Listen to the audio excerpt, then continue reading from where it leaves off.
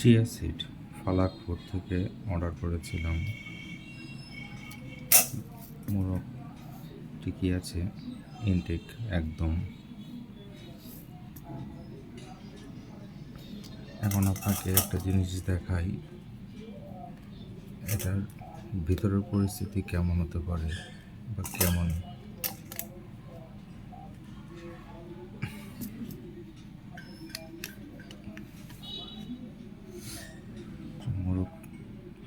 মোরগ ওপেন করলাম, ওপেন করে ছাঁকনি দিয়ে একটু ছেঁকে দেখবো যে এটার ময়লা কি আছে, কেমন আছে।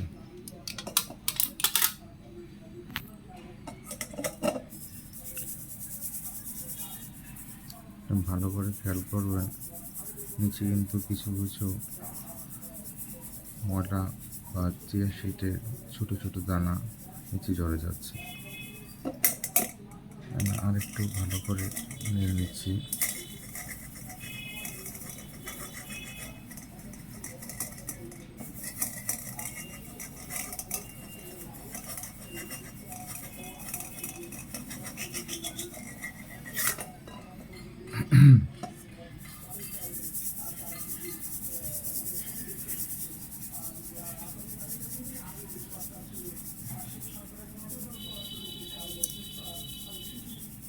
ওরা যে ছাঁকনি দিয়ে ভিডিও করে অনলাইনে সেল করে, আমি সেই ছাঁকনি দিয়েই ছেঁকে আপনাদের দেখাচ্ছি।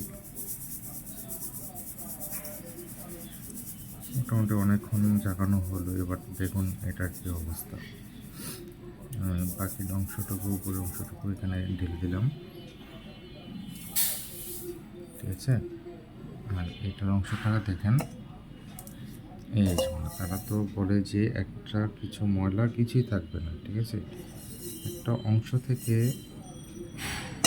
এতগুলা ছোট দানা বা ময়লা যেটি বর্ণনা কেন বের হয়েছে, আর বাকি বোতল তো ঝাড় অবশিষ্ট রয়ে গেছে, এগুলি নাইয়ে ধরলাম। এখন একটা জিনিস, যে জিনিসটা দেখাবো সেটা হচ্ছে এই যে ছোটো দানাগুলো এখান থেকে বের হয়েছে, সেটা পানিতে ধোয়ার পর কী অবস্থাটা হয় বা এটার মধ্যে কী আছে একটু ভিজিয়ে তারপর আপনাকে দেখাচ্ছি। এই যে ছোটো ছোটো দানার মধ্যে আমি একটু পানি মিশিয়ে নিই, বেশি দেবো না, একটু পানি দিলে হবে। এখন সে পানিটাকে ওই দানার মধ্যে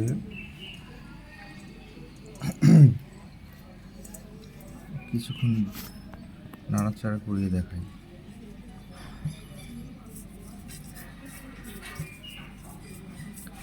দেখুন কি পরিমাণ মাটি আর ময়লা এগুলি থেকে বের হচ্ছে।